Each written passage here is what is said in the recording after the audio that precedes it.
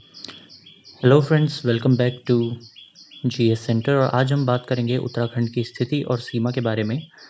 अब इसमें नोट्स कैसे बनाने हैं, किस तरीके से काम किया जाता है, ये देखेंगे। तो सबसे पहले चलिए देखते हैं उत्तराखंड की सीमा और स्थिति क्या है, किस तरीके से उत्तराखंड मैप पे आता है, उसके आसपास के बाउंड्रीज़ किस-किस के साथ शेयर करता है, डिस्ट्रिक्ट वाइज़ हम देखेंगे। तो चलिए सबसे पहले डिस्ट्रिक्ट्स को बनाना शुरू करते हैं, उसके बाद बाकी की चीज़ें देखेंगे।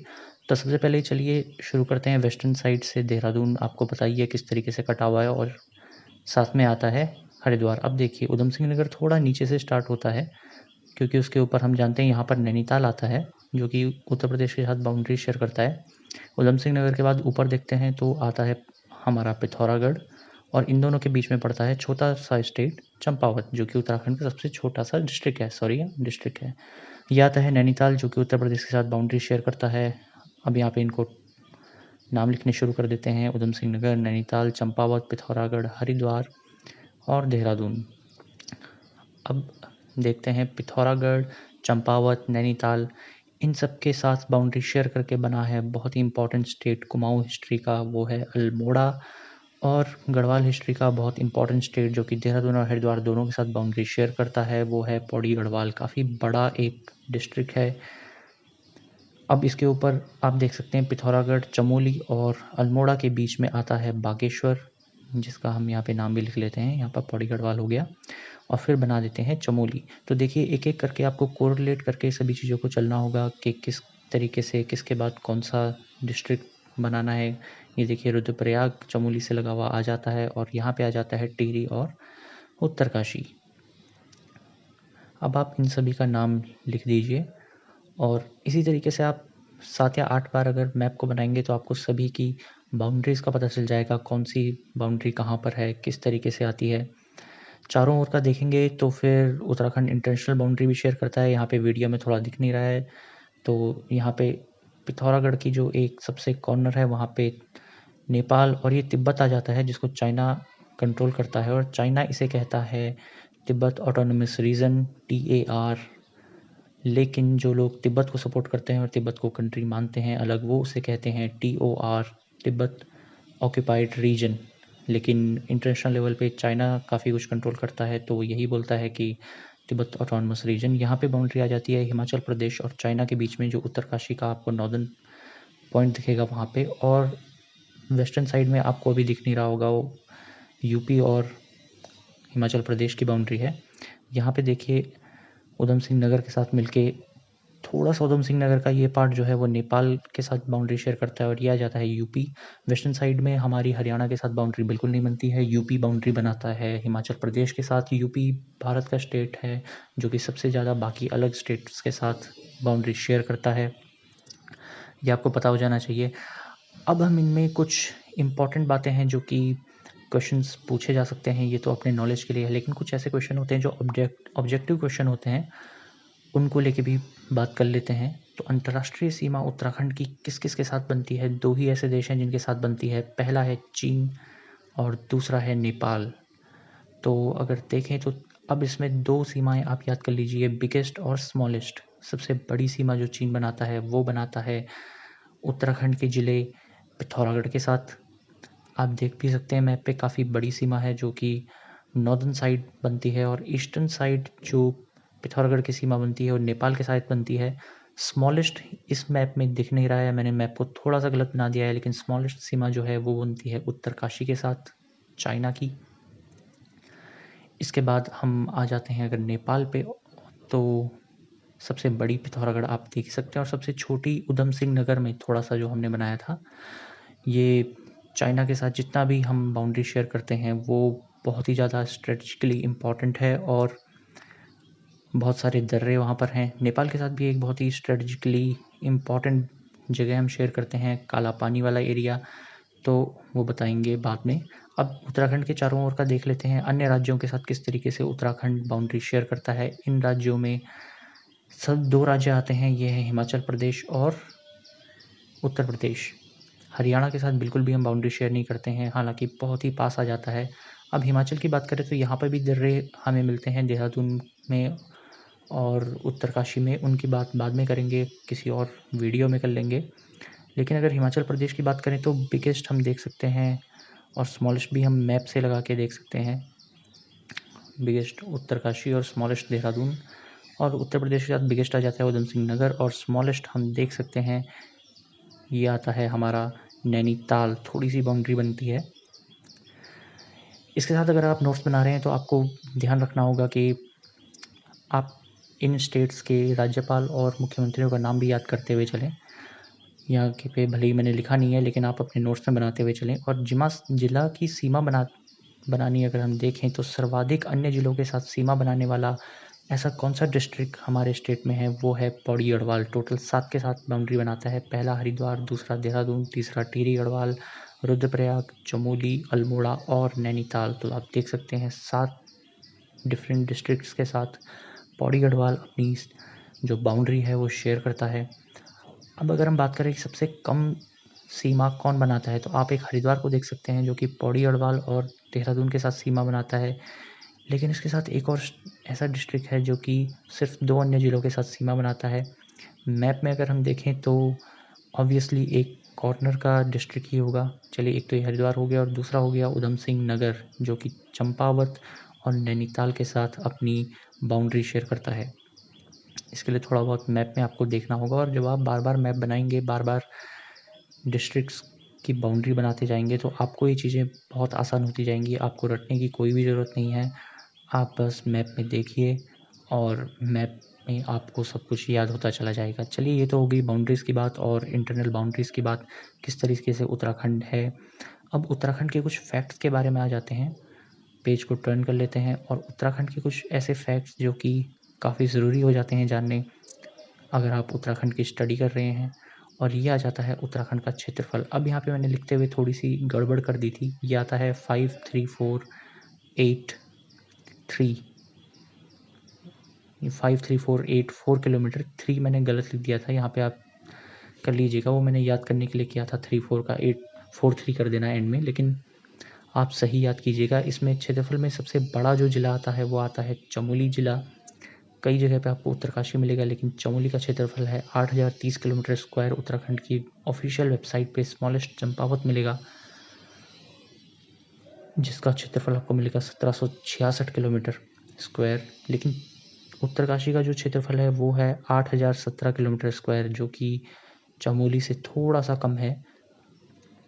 और अभी जैसे मांग भी उठ रही थी गैरसैंण को एक अलग ज़िला बनाने की, तो शायद चमोली छोटा बन जाए, लेकिन फ़िलहाल चमोली सबसे बड़ा है। अब बात करते हैं जनसंख्या के बारे में। जनसंख्या के दृष्टिकोण से उत्तराखंड की जो जनसंख्या है लगभग 1,86,292 है, और ये ऑब्वियसली पुराने डेटा हैं, लेकिन ये पूरे भारत का 0.83% जनसंख्या बनाता है। अब आप देखें तो 2001 से 2011 की जो जनगणना थी, एक बहुत ही महत्वपूर्ण डेटा है कि उत्तराखंड में सिर्फ 2 ही ऐसे ज़िले हैं जिनमें जनसंख्या बढ़ी है। उधम सिंह नगर नहीं है, यहाँ पे भी मैंने गलती से लिख दिया था। ये हरिद्वार ज़िला होगा जहाँ पर जनसंख्या बढ़ी है 10 वर्षों में,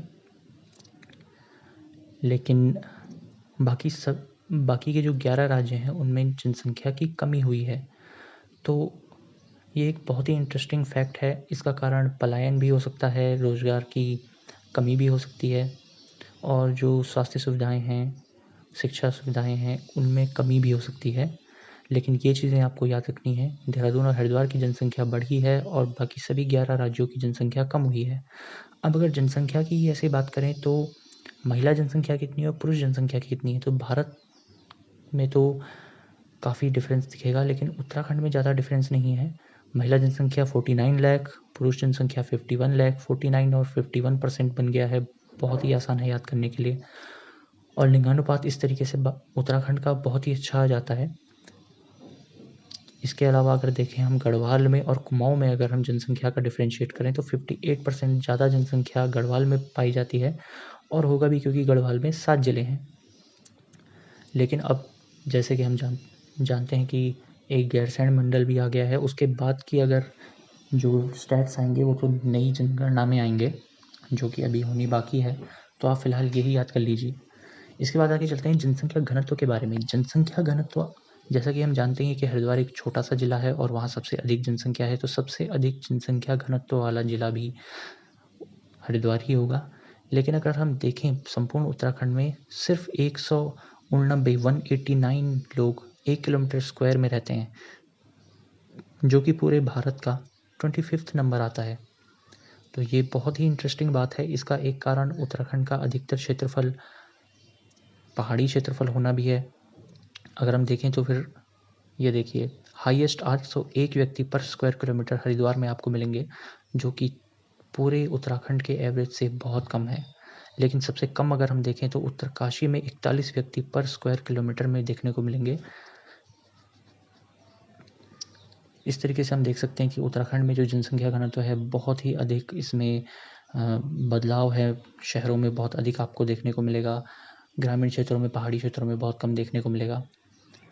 अब आगे चलते हैं लिंगानुपात। देखिए, ये कुछ ऐसी चीज़ें हैं जो आपको याद करनी होंगी, रटने वाली चीज़ें हैं, लेकिन आप धीरे-धीरे करके एक-एक करके अगर आपस में इन चीज़ों को मिलाते हुए चलेंगे, जैसे क्षेत्रफल के बाद जनसंख्या, फिर उसके बाद घनत्व, फिर लिंगानुपात, तो आपको याद होता जाएगा। उत्तराखंड का आपको डेटा तो देखिए याद ही करना पड़ेगा। 13 नंबर पे भारत में होता है और 963 लड़कियां पर 1000 लड़कों पे हैं। हाईएस्ट आपको अल्मोड़ा में मिलेगा, जहाँ पे 1139 लड़कियां 1000 लड़कों पर मिलेंगी आपको। लेकिन सबसे कम आपको फिर देखने को मिलेगा हरिद्वार में ही, जहाँ पर जिसकी वजह से उत्तराखंड का लिंगानुपात काफ़ी कम आ जाता है, 880 लड़कियां 1000 लड़कों पर। तो जैसे कि आप देख सकते हैं, हरियाणा के पास का क्षेत्र, वेस्टर्न यूपी के पास का क्षेत्र, तो वहाँ पे काफ़ी कम लिंगानुपात है। शहरी क्षेत्रों में देखें तो 884 लड़कियां 1000 लड़कों पर, ग्रामीण क्षेत्रों में 1000 लड़कियां 1000 लड़कों पर आपको देखने को मिलेंगी, जो कि परफेक्ट बन के आता है।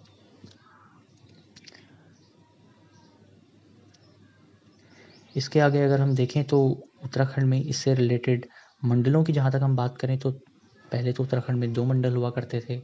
अब जो हैं 3 मंडल आ गए हैं। सबसे पुराना मंडल कुमाऊँ मंडल है, जिसकी स्थापना ब्रिटिश द्वारा की गई थी 1854 में। कमेंट्स में बताइए कि उस समय ब्रिटिश में कुमाऊँ का कमिश्नर कौन था? गढ़वाल की 1969 में स्थापना की गई थी और अभी गैरसैंण की स्थापना की गई है, जैसा कि हम जानते हैं 2021 में।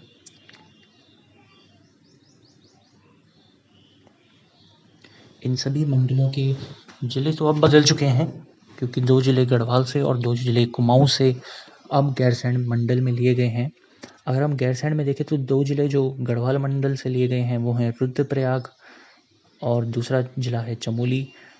और कुमाऊँ मंडल से देखें तो 2 ज़िले जो लिए गए हैं वो बहुत ही महत्वपूर्ण कुमाऊँ मंडल के ज़िले हैं। एक है अल्मोड़ा, जो कि एक तरह से देखा जाए तो चंद्रवंश की राजधानी इतने समय तक रहा, कुमाऊँ की पहचान रहा। और दूसरा है बागेश्वर ज़िला, जहाँ पर हम सभी जानते हैं कि कुली बेगार प्रथा का अंत का प्रारंभ हुआ, जहाँ पर कुली बेगार के रजिस्टर्स को नदी में बहा दिया गया था।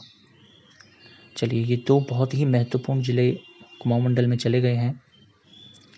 अब अगर यहाँ पर देखिए, थोड़ा सा मैंने अलग करके लिख दिया है कि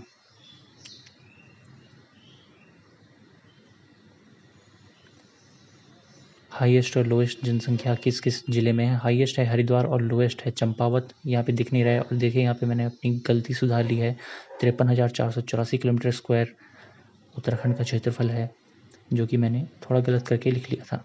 चलिए थोड़ा और आगे बढ़ते हैं और थोड़ी सी कुछ और बात कर लेते हैं उत्तराखंड की सीमा और विस्तार से रिलेटेड फैक्ट्स के बारे में।